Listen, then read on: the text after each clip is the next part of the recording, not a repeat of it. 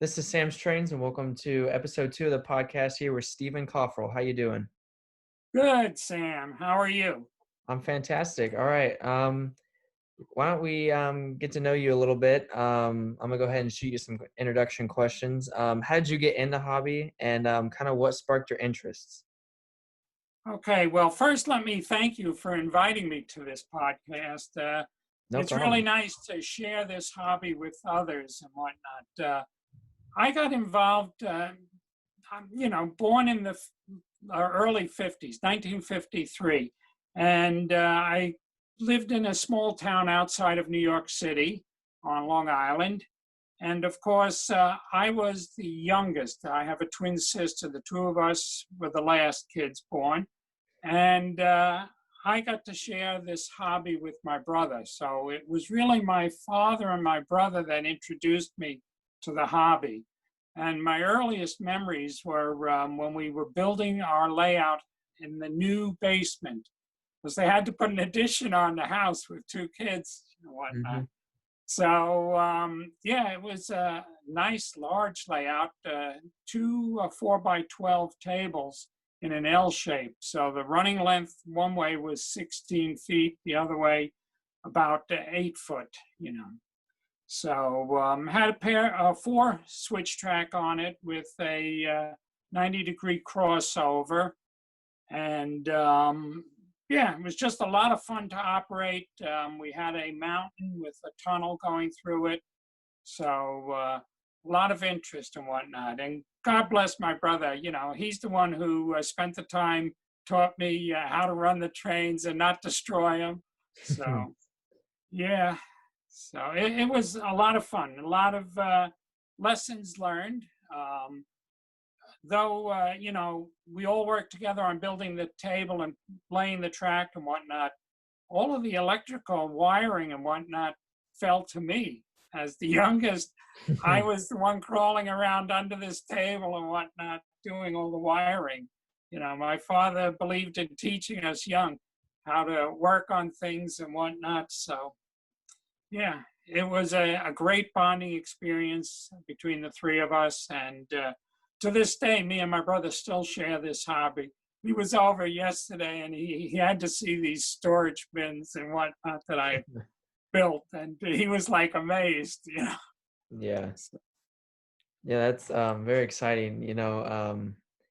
I like with this hobby and everything, you bond with your family. You kind of learn all these other skills that kind of come later into life, and so that's really cool to hear.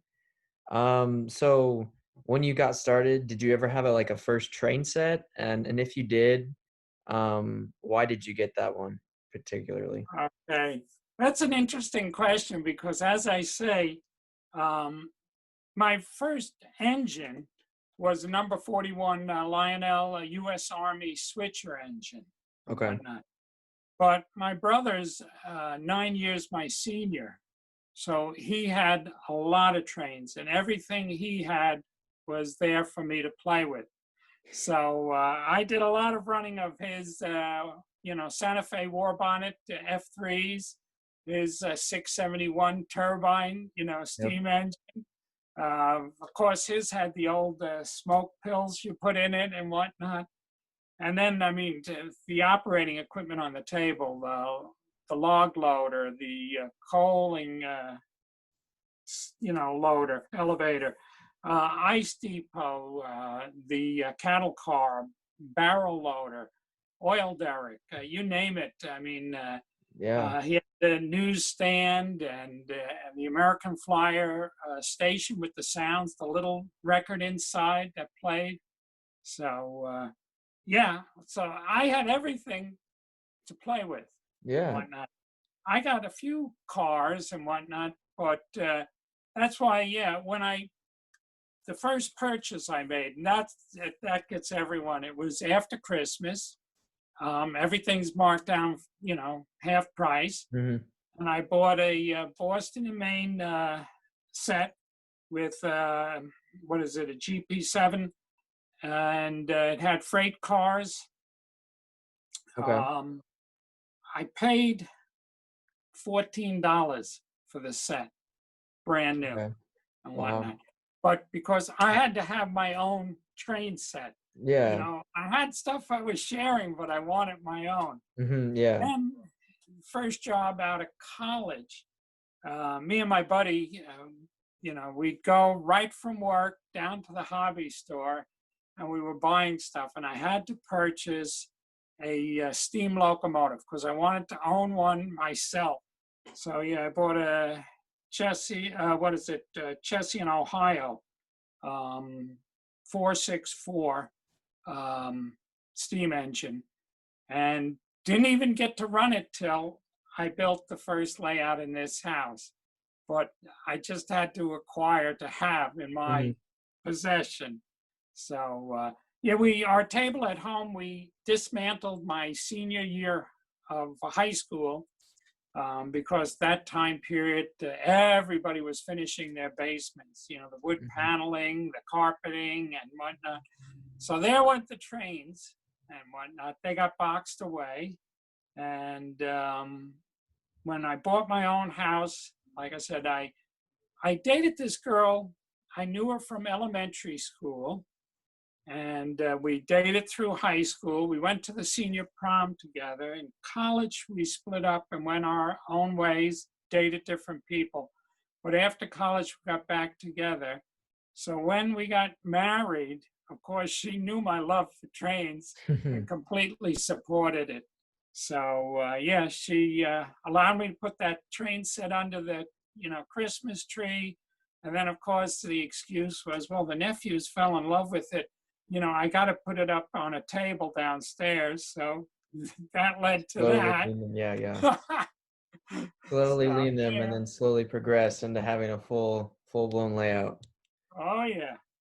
So, but yeah, so that's how I started with purchasing. And over the years, me and my brother have always bought train sets that other people were selling and whatnot. Of course, like I said, he, being older, had more capital, shall I say, to spend. Mhm. So the better pieces always went to him and whatnot. So until now, it's reversed where I bring the stuff to him and I go, somebody's asked me, "Are you interested?" And he'll put together a list of what he wants to buy, and then they give it to him at the same price for everything and whatnot. He's unbelievable. He's lucky that way. But I can just imagine what his house looks like with these trains. So Yeah, that's a very cool story. I mean, I remember like getting my first train set and everything like that. But when you buy like your one with your own money that you worked hard to earn, it's kind of a different feeling, you know what I mean? It's just kind of like, I worked hard and I have the money that I earned from working hard and you just kind of feel that self-reward, I guess, or something like that. So, yeah, that's very yeah, cool. So on the current layout, um, you kind of discussed on your YouTube channel, why did you decide to model the one you have now after your hometown? And would you kind of like share the story about living in your hometown when you grew up and stuff like that, and what it was like to kind of live next to the Long Island Railroad and stuff like that? sure. Um, well, back in the late 50s, early 60s, I'll start with that end of it. We didn't have the expressway, we didn't have parkways. They were just starting to build some of this stuff. A Okay. trip into New York City could take anywhere from 2 to 3 hours drive and whatnot because it was all back roads, no direct routes. The one direct route, Sunrise Highway, was a traffic light every 500, 600 feet and whatnot. So you just crawled. So naturally, everything coming and going from the island had to come by rail. Then it was distributed by local trucks and whatnot. Or most businesses of any size had their own sidings where the freight car would be dropped off. They would unload or pack up to ship out. Same thing with the farms. All the produce that was grown here on the island, they needed a larger market, so it had to go into the city. It went by train and whatnot. So the Long Island Railroad, that became their bread and butter, the freight service, but more so the people service. And to this day, that people service is a major part of their commerce. It's just amazing the number of trains. We have three lines running in from Long Island. You got one on the North Shore, one in the middle of the island, and one on the South Shore. And they all merge and come together and whatnot. So it's just amazing the flow of traffic there. Um, Also, with this layout, we started construction on it, and at that point, my wife became very ill. She was supposed to be doing all of the artistic, all the landscaping, because arts was her. She was really good at it and whatnot. I've tried, and I hope I've succeeded somewhat, but that was supposed to be her job. But like I said, she got sick. She couldn't tolerate the smell of the paints and whatnot. So that's where the layout then went into a holding pattern for about 3 years and whatnot. So after she had passed, as I said, I attended that first convention, met some new friends. I had been going with her to conventions, but it would be only every 2 or 3 years. You have to share. You can't be the total, And I mean, she, God bless her, contributed so much in the way of supporting this hobby with mine and whatnot. But so I wanted to pay tribute to our childhood, the memories I had with my father and his business. He had the auto repair business in town. He serviced the school district, the fire departments, the lumber yards. Most of the residents, there were very few mechanics in the town and whatnot. So he had most of the service there.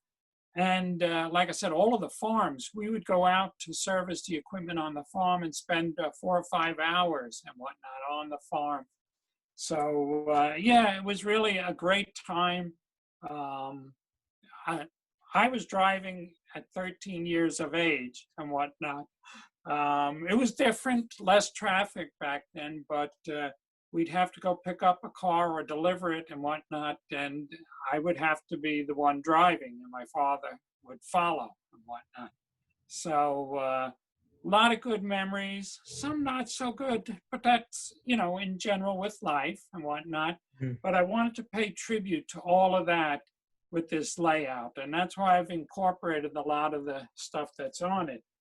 I also have some of the stuff that my brother had that I played with as a kid. So the coaling towers there, the log loaders there, the ice stations there, the newsstand is there. So all of that I had to. When I bought passenger cars, I didn't go for the Santa Fe, but I got I'm into the Southern Pacific Daylight Scheme. So I have the steam engine as well as the F3s and the passenger cars for that set. Um, so yeah, I had to have what I saw as a kid and played with as a kid. I needed that back again. A lot of what's here is, of course, remakes or updated versions. The steam turbine, in fact, is command control. It's a real joy to run and whatnot. So, but yeah, so that's the rationale behind why I did what I did. I wanted to, pay homage to that wonderful childhood I had.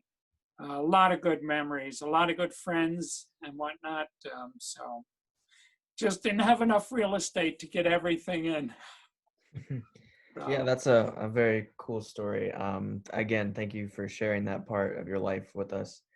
Um, I think a layout provides somebody like to create their own little world, and they can choose to like model after a certain time period or stuff like that. But I think a lot of people take their layout and kind of make it about like what they lived through, like their childhood and stuff like that. And I think that's really cool with what you've done. And it kind of tells your story. So that's very cool. Thank you for sharing that. Oh, go ahead. I was going to say, do you want to hear a little bit about the first two layouts and how we progressed and whatnot?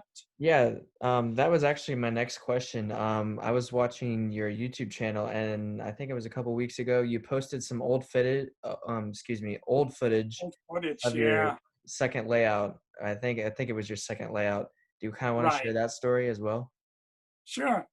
So, well, as I said before, it started with trains under the tree, and then I brought them down. And a small, I had was a 4 by 9 tabletop, and basically just had a single loop. I don't believe I had any crossovers on it, but it's too long ago. If I have any footage of it, it was shot on 8 millimeter. I'm really dating myself here, you know. Oh, it's okay. But I rationalized I needed it for the nephews and, of course, the trolley line. But that wasn't enough. The three boys, all three wanted to run the trains at the same time. So I convinced my wife to let me build that little larger layout. And that second layout was, what was it, 7 foot wide and 12 foot long and whatnot. Had two main lines, which you could crisscross over from inner to outer, outer to inner, and whatnot. On the inner loop, I had a fly across with pair switches in the reversing direction so that when you flew across, you wound up going the opposite way around the loop. And then also put a reversing loop in so that you could continually swing back and forth. And I think you saw some of that in that old Hmm. videotape. Yeah, I did. And that was tough to get converted digitally and whatnot. I was able to get some of the equipment working again and whatnot. It's been years since I played with any of it. But it also had three sidings on it, and it had a trolley line, which climbed from the lower level up to the mountaintop. And that provided a mountain for, or a tunnel for the two main lines to go through. So it was a little better, but still, there were always arguments over who was going to be operating which line and whatnot. Hmm. And then another nephew, a few years older, when we were talking about it, and I said I had some large engines, I wound up putting a loop around the ceiling with a 72-inch radius so that I could run some of my larger stuff. But I really wanted, he said, well, why don't you build a bigger layout? We'll put 72-inch radius turns on it and whatnot. So he helped me tear everything apart and whatnot, and we started the construction. And as I said, we laid 72-inch. It's Ross, or rather Gargrave's track, the Phantom with the black rail in the center there. Ross custom switches and all 72-inch curvature there, no less. That's on the main lines, and there are five, what would you call it, sidings on that main line. Two on the inner loop, three on the outer loop and whatnot, which go into an engine house and a yard where, the trains can be, I don't have the coaling tower up. I did find the kit. I got to build it and put it up there yet, but I have the water tower and whatnot. So, but now the next level up is the coal level, and that's running on, 54-inch radius turns. That and the lower, or the lower level of the mountain is a 72-inch radius for the logging. The second level is a 54-inch radius, and that's got the Western set like up there, the Virginia Truckee, with an old American, engine and whatnot. Then the uppermost is a 42-inch radius, and the trolley line the same 42-inch radius. All of that track is K-line offered with a darkened centered rail and realistic looking ties. Of course, when I started purchasing, it was tough to come by and whatnot. So that's why I did that with the upper. Planning I was going to run some tin plate. I knew I needed the tubular track. for the larger wheels and whatnot. But they didn't like to play well with the command system, so Mhm. they got relegated to another layout, the tin plate. So, but I have what is it? Three of the two main lines and the coaling are all command control. The others are conventional, but two of those are run through the TCCM. Mhm. So I don't, you know, the voltage is set and you vary the on-off cycle and whatnot. And then two of them are standard transformer control. There are three ZWs powering that layout and one or two smaller transformers supplying power. So the only time I have a problem is if I put passenger cars on all of the levels, I draw too much and I trip the breaker. So I got a little problem there. I'll work on that, but I don't often have all passenger cars on the layout and whatnot. But yeah, so like I said, the second layout was a very fun layout with all the switches and whatnot. Um, and I'm thinking when I rebuild this tin plate layout, there's going to be a line for conventional controlled with some switches and maybe you know, reverse loops and whatnot, because I want to get some of that back. So a little of both worlds. That's So, that's very cool. So I thought of a couple new questions to ask you. sure. So the first one is, since we just kind of concluded on tin plate, um, when did tin plate come about to you when you, I guess, started your construction on your layout? Well, I started buying tin plate because my mother had a few pieces, which sat on my brother's layout, our layout, but never ran and whatnot. So I wanted to run that, and I started purchasing this stuff. And then, of course, I got the standard gauge, which really requires a lot of real estate. Hmm. I also have garden rail out in the yard and whatnot. And that's usually the enticement when companies hear, they see that, and then they go, oh, well, you got to see his layout in the basement. And then everybody's in the house to see that, you know, and whatnot. But it gives me something to watch while I'm outside. The tin plate, like I said, holds that special interest because I have memories of it from being a kid and whatnot. She just had a few pieces. The engine needed work and didn't run. I know that was one of the problems, and we had just a few passenger cars. But and that, yeah, I told George and Wally that story, and I said my uncle was a plumber, and a lot of times, you know, during the early years, he had to take stuff in trade, and it was always trains. So that meant that we inherited the trains and whatnot. So George's comment was, "How do I become a plumber?" So, but yeah, so like I said, it's once again those memories developed when I was very young, and I enjoy the tin plate. I've bought some of the remakes, but nothing runs like the original stuff. That And is I've got that's a true pieces statement. that are right now they're almost 100 years old and still running and whatnot. So Mhm. you take care of them, and you know, just a little maintenance to them, and they run like a charm. Yep, So I would definitely agree with that. Um, so I guess another question I have is, talking about how these old trains and how they run so smoothly and just with the little maintenance and stuff.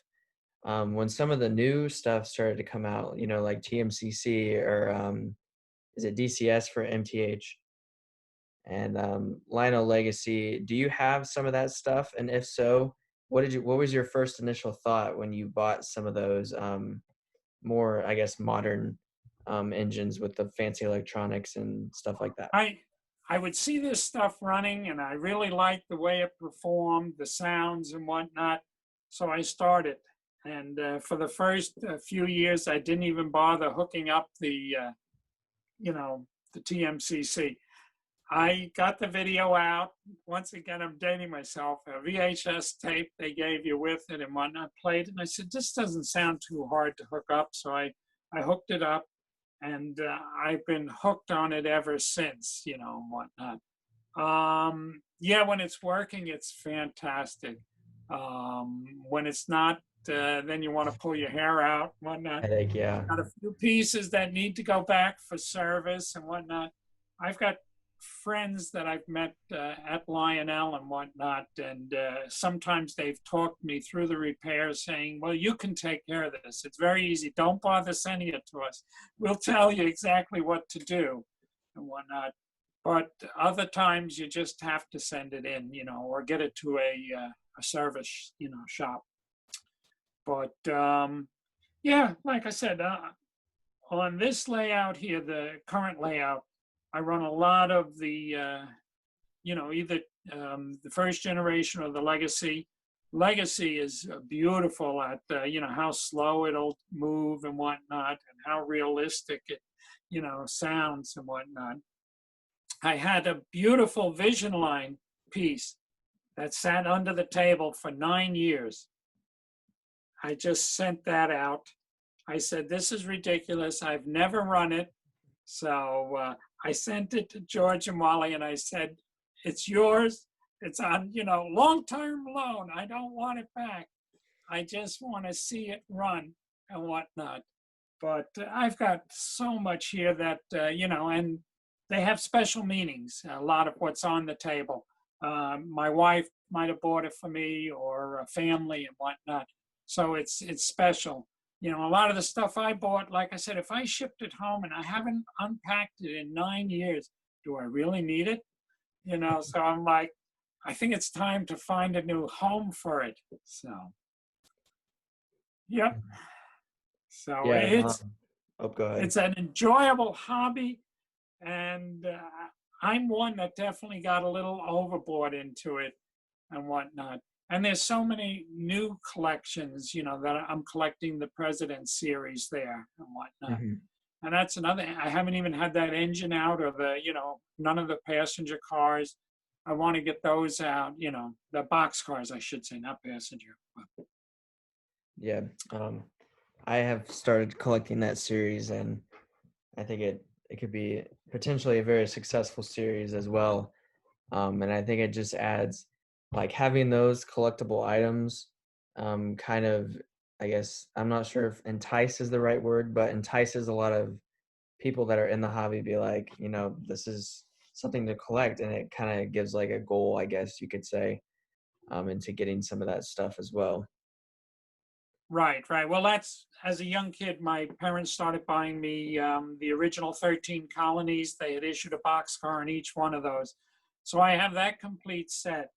Um, that's another thing. I haven't found the engine, and I know I have it. I know I also have a GG1 Amtrak, and I've totally stripped everything from under the table, and I know it's here somewhere in the house and whatnot. Um, yeah, like I had told George and Wally, I, I got known in this area when these hobby stores were starting to close and whatnot. They'd call me first, and I was buying like 50 cents on the dollar and whatnot. But anything I wanted in the hobby store was mine. Then they'd open it to the general public.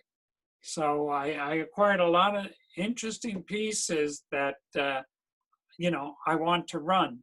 And that's what I said, that's what I'm trying. We're going to build shelving all around this layout so that more of the trains are out, readily available to pick up, put on the track, and run, and not be crawling around and looking for boxes. Yeah.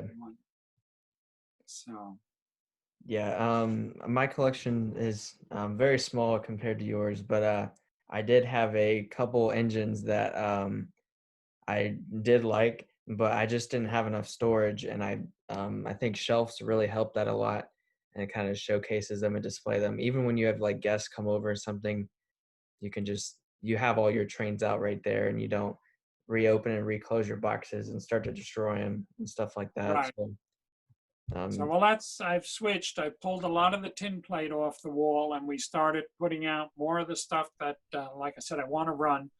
I get the shelving built all around this table. That'll give me a lot more, storage for usable trains. And then we'll build that other layout with the tin plate, and that's where all the tin plate will be displayed. So, okay, yeah. I yeah, guess, oh, go ahead. no, I was just going to say it's definitely a fun hobby, not enough hours in the day. And I'm sure you've That's true. seen some of my other hobbies that I've gotten Yes, I into, have. Yeah. the antique autos and whatnot. Mhm. And the latest is with the organ. I want to learn to play. I've never played piano or organ, and at 67 years of age, I'm taking lessons via the internet and trying to learn. So, It's very cool. Yeah. Um, I think this is kind of veering off topic, but kind of like in my experience in life as well, and as long as yours too, I'm sure that kind of trying new things and learning new things kind of helps your growth mindset, I guess, and you kind of learn new things and kind of open your mind and really benefit from it. Would you agree? oh, yes, it's never too late to learn something new. And the more we learn, and the more enjoyable life is and whatnot. That's why I said I get up in the morning. There's not enough hours in the day. I'm in the gym first thing in the morning for about an hour, and then the rest of the day starts and whatnot. So Hmm. just gotta keep moving. So, That is true. Yeah, I would agree the same. Kind of trying new things. A couple of years ago, I started to learn how to play the piano, and so I've kind of benefited from that as well. And kind of like with model trains, I decided to try something new. I wasn't very comfortable with starting scenery on my train table when I had it built, and I was kind of like really nervous and really hesitant. I probably waited like 2 or 3 months to start scenery because I was just like, I don't want to screw it up if it looks bad. But I just decided, you know what? I'm just going to do some research. I decided to go for it, and it turned out really well. So I think good. part of life too is just kind of going for it and just kind of, stuff like that. And even with this podcast, I was kind of nervous, reaching out to people I met on YouTube or stuff like that. I really don't know that much. But so far, it's turned out really well. And I'm kind of glad that I started this. I get to meet other people in the hobby as well. And even with this quarantine situation, I still get to meet you guys and learn you guys' stories and stuff like that. So, It's really great. Yeah, that's we've learned a completely different lifestyle these days with these podcasts, and even our virtual meetings for the lodge are held on Zoom and whatnot. mhm, So, yep. And like I said, I'm taking my lessons on the computer. Yeah, mhm. the iPad. So Yep. it's amazing. This layout too. The second layout is the base for it, and it was extended the table in all four directions and whatnot. Okay. So yeah, it's quite interesting the construction under there, but it's very solid and whatnot. And I figured why waste what I already had and whatnot. And it allowed Mhm. with having that because the first table had a layer of homicide under it, Okay. so I put plywood over that, was able to cut out openings, and the buildings are recessed into it and Okay. whatnot. And the plywood represented curbs for the streets and whatnot. And the streets, it's funny, that's a trick I learned from my father. That's all made from the roof shingles, the rolled shingle. Interesting. So, yeah, it's an asphalt shingle, and it's got a nice texture to it and whatnot. So, yeah, we used that on the first layout, and he also put that under all the track to help silence the sound of the trains running on it. So, That's a very good idea as well. Yeah, that's cool. Okay, well, we are almost out of time. So again, thank you for uh, coming on the podcast. Very cool to hear your story. no, Thank you for having me. Like I said, I'm really glad to be here, and I hope I was able to give some insight into what it was like to grow up in the 50s, 60s. A totally different time. Everybody had trains. It was fun to go to your friend's house and see their layout, come home with dreams of what you were going to do to your layout and whatnot. It was so accepted back then. And then little by little, it seemed to drift away. And, it was sad. So, but through the different train associations, we keep that membership going. And it's great to get together. Even this podcast, meeting you, it's a real treat and whatnot. So, Yep. Yeah. You know, like when I started this hobby, like I didn't really know anybody like at all. Um, I mean, I live in Indiana and there was not much around me. And I didn't really know. I just kind of kept it to myself and I kept it quiet. And then I decided I'm gonna have an Instagram page and see if there's a couple people out there. I mean, I had watched YouTube videos before, um, and stuff like that, and I found some people that were kind of my age, but I started an Instagram page, and there was a lot of people, with different things of rail fanning, different scales of model trains and stuff like that. I really realized that wow, there's kind of a lot of people out there, and so I decided to start a YouTube channel, and I found the same results. And so I figured that, um, I feel like this hobby is slowly dwindling and we're kind of drifting away. And hopefully, this podcast will help kind of bring that community back together in some way. Um, and so, kind of meet everybody's stories and collaborate and, just talk trains, you know, stuff like that. that's what it's all about, Yep. Hmm. And like I said, through the different clubs, I've been so fortunate to visit so many private collections and whatnot, to see their layouts and whatnot. And it's amazing what some people do. Um, it's unbelievable. And like I said, that's what life's about, making new connections with different people and from different parts of the country. And it's definitely what we are, a very social group, Hmm. and that's what we thrive on, that social connection. Yep. And I feel So, like, yeah, and I feel like that's been, kind of drifting away. So hopefully, with things on YouTube, we were able to connect. I kind of talked about that in my last podcast. Without YouTube, we probably a lot of us wouldn't be here. We would probably just stay to ourselves in our basement or whatever and just kind of run trains. But technology has given us the ability to kind of connect with people. And I feel like a podcast was the other way to do that. So, yep, very good. Like I said, it's what got me really going again the last few months, working on this and whatnot, is through the YouTube. I started the channel just to share those videos because I was trying to figure out how to share a video. I knew I couldn't share it in its standard format. Most email accounts won't accept, so that's why I just went ahead and opened the YouTube channel. And it's amazing the connections we're making. So and you get to meet people all across the country. They're like, that's really cool. Or like, I have that same train, or, you just kind of connect. And it kind of goes back to a time where you got to go to your friend's house and they had trains too. right, we're reliving that in a different form, but Mhm. yes, it's that same connection, that warm feeling of seeing what others have done, and hey, maybe I could try something like that. Yeah. I see so many young guys out there redoing the layouts and whatnot. That's what it's about. It's never the last layout. It's Mhm. only the Never. current. Yep. All So, right. Well, thank you for coming on again. And thank you guys for listening to the podcast. And anything else you want to say? nope, just thank you once again, Sam, and good luck in everything. And yeah, I can't wait to see what this looks like. And hopefully, like I said, we've reached some people and brought some more back.